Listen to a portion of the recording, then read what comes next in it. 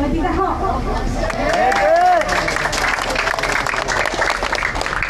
Bilang kapatid, lagi ko kayong kasama. Ho.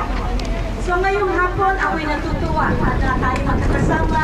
Masaya aking puso. At syempre naman, gusto ko rin kayo patiin.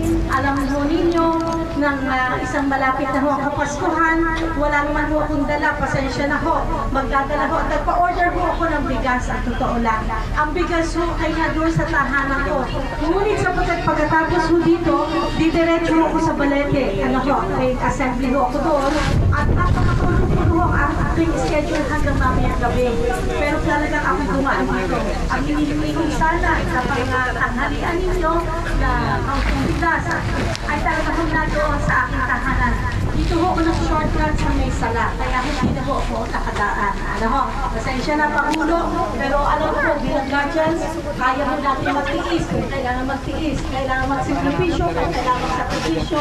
At alam natin na tayo ay hindi lamang sa pagkain, hindi lamang sa pera, kundi sa ating prinsipyong pinaninindigan, tayo ay magsasama-sama.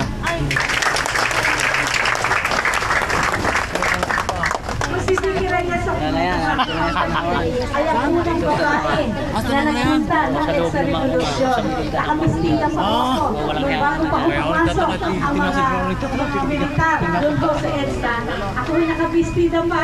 Hindi pa ho nagmamarcha ang mga army ay nandun na ho ako. Palagay ko ho. Takot rin ho ako. Nirula ang yun. Pero gusto ko ho iparating sa inyo na si dating Congresswoman Vicky Hernandez, Vicky Reyes, tawag kayo. Ako ho ang nag-akta. Akda ng batas na pagbibigay ng pera o pantawid para sa mga pamilyang Pinoy. Yun ho ang tinatawag na 40s o pantawid pamilyang Pinoy program ng ating bansang Pilipinas. Isa ho si Vicky Reyes na nag-akta ng batas na yan nang sa ganyon.